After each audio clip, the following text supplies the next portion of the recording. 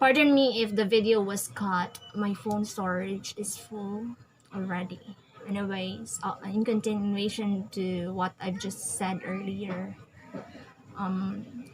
for instance, as what we've observed in the movies and even to the televisions, some among older European American speakers in South Carolina, I think one time I heard them utter words with the absence of R in words such as bear or bear, and court or coat is associated with aristocratic high-status groups, whereas in New York City, the same pattern of R-lessness is associated with working class or low-status groups.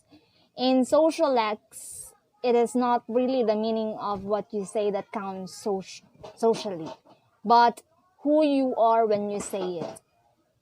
So in linguistics, register is defined as the way a speaker uses language differently in different circumstances. Registers are also used in all forms of communication, including written, spoken, and signed, and often refers to the degree of formality of language. Example, whenever I am with my friends, I interact to them or communicate to them casually. And when I am with my with professional mentors, teachers, and even in a formal setting or meeting, I should, of course, I will interact to them in a formal way. Moving on to the question number 4. Provide another example, local example, based on your personal observation or experience. Again, on monolingualism, bilingualism, and multilingualism.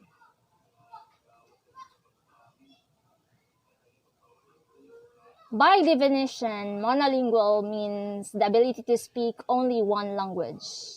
A bilingual person is someone who speaks 2 languages. A person who speaks more than 2 languages is called multilingual. Example, the individuals that I knew who were monolingual are my younger brother, my nephews, and my niece. They use one native language to interact or communicate with us. They are monolingual because they are not yet exposed to any other languages aside from the mother tongue. People whom I know who were bilinguals are my parents. And lastly, I can say that I am one of the best examples of multilingual person. Aside that I know how to speak Cebuano, Filipino, I also know a little bit to speak Mandarin because I am a CCSAN student. I currently enrolled at the subjects Chinese 1 during our first semester and now Chinese 2 for the second semester. And the language that I currently using now, English. Other than that, I also know a little bit to speak Korean because I love to watch K-dramas. Moving on to the last question. With reference to language planning and policy, are you amenable to the idea or do you agree that English language should be used as a medium of instruction and communication in all levels in the formal educational institutions in the country, from elementary to senior high school? Of course, except Filipino. Absolutely yes. I agree that English language should be used as the medium of instruction or communication in all levels of education. As we all know, English is the official or the universal language of 53 countries and spoken by around 400 million people across the globe.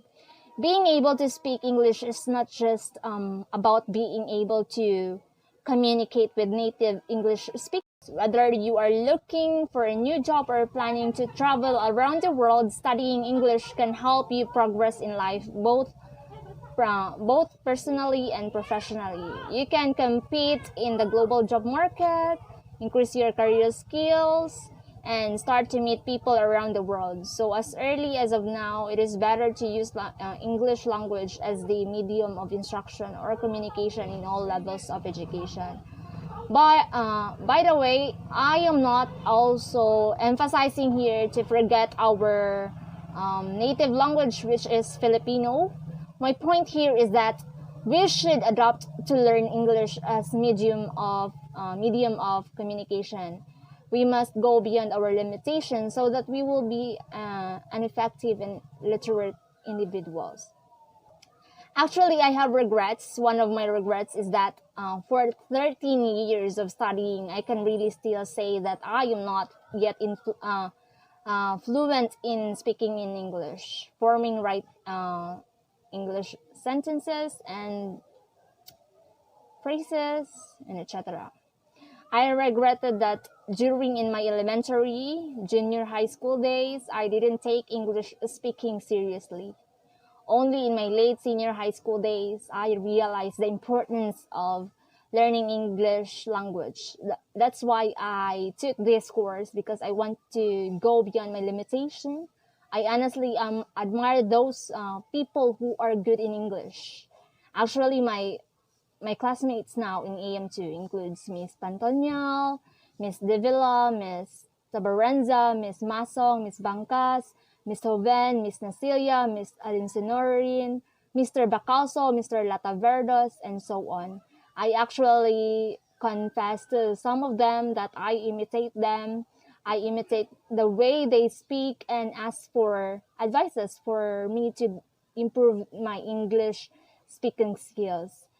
Going back to the question, I conclude that English language should be utilized as a medium of instruction or communication in all levels of education, of course, without forgetting or neglecting our native language, which is Filipino. So I'm sorry if I am so talkative, and I think that would be all for now. Thank you for listening. God bless.